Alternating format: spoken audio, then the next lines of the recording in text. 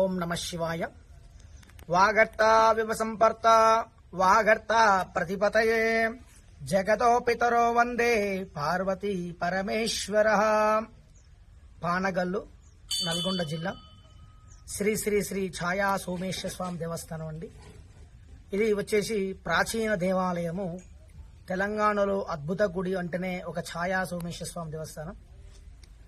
ఇది దాదాపు ఈ టెంపుల్ వచ్చేసి 1050 సంవత్సరాలండి. 11వ శతాబ్దం నాటిది. కాకతీయుల సామంతులు, కొందూరు చోళులు ఈ దేవాలయాన్ని కూడా పరిపాలించారు. ఇక్కడ వచ్చేసి 3 గర్భగుడులు ఉంటాయండి. ప్రధాన దేవాలయము ఛాయా సోమేశ్వర స్వామి. ఎదురుగా ఉన్నట్టు కూడా గర్భగుడి సూర్య భగవానుడు, శ్రీ దత్తాత్రేయ స్వామిగా దీని 3 గర్భగుడులు త్రికుటాలయంగా పిలుస్తారండి. ఈ మండపంలో వచ్చేసి 18 స్తంభాలు ఉంటాయండి. ఈ 18 స్తంభాలలో పడమడున్న గర్భగుడిలో నిశ్చలంగా ఒక ఛాయా ఆకారంలో, స్తంభాకారంలో నీడ కనబడడం కూడా జరుగుతుంటుందండి.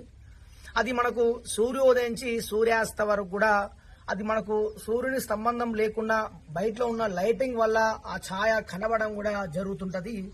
మనకు ఒక స్తంభం అనుకున్నప్పుడు ఆ స్వామివారి పైన ఆ ఛాయ అనేది కూడా పడాలండి. మీరు ఒక స్తంభం మీద ఏ చేయి మీద చేయబెట్టినా సరే నీడ మాత్రం అక్కడ పడదండి. ఈ 18 స్తంభాలలో ఏ స్తంభం మీద అన్నది అంతు చిక్కని రహస్యం. ఉదయము 7 గంటల నుంచి సాయంత్రం 5:30 వరకు కూడా ఆ శివుడి పైన ఆ ఛాయ స్తంభాకారంలో నీడ కనబడడం కూడా జరుగుతుంటదండి. విదేశాల నుంచి పరిశోధనలు, అదేవిధంగా శాస్త్రవేత్తలు చాలా మంది వచ్చారు. కానీ అంతు చిక్కని రహస్యం ఒక దేవ రహస్యం అండి. ఎందుకంటే ఈ సోషల్ మీడియా ద్వారా మన సార్ వచ్చేసి సూర్యాపేట మనోహర్ గారు ఈ 4 స్తంభాలు కలిపి ఒక స్తంభం కనబడుతుందని చెప్పడం జరుగుతుంది. మనకు సూర్యోదయం మారిన కొద్దీ ఛాయ అనేది కూడా మారుతుండాలండి. సూర్యోదయం ఉత్తరాయణలో, దక్షిణంలో ఉన్నప్పుడు కూడా ఆ ఛాయ అనేది కూడా దిశ మార్చుకోవాలి. కానీ ఒకే డైరెక్షన్లోనే ఉండడం కూడా జరుగుతుంటదండి. ఎందుకంటే ఎదురుగా సూర్య భగవానుడు, సూర్యుని ధర్మపత్ని ఛాయాదేవి అండి.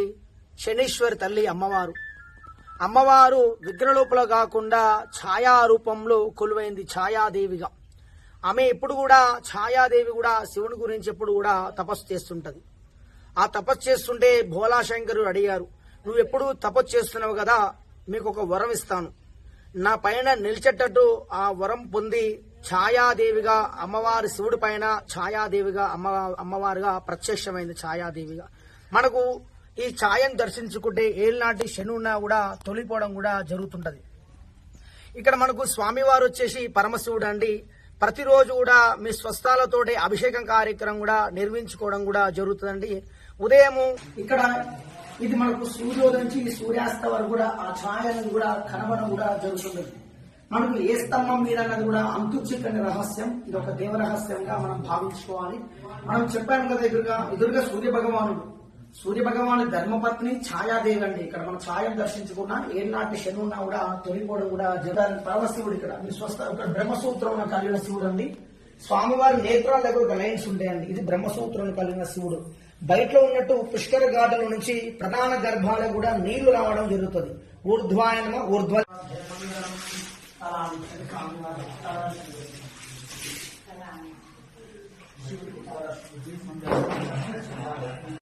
పెట్టినా కాదు పెట్టేసుకోవాలి.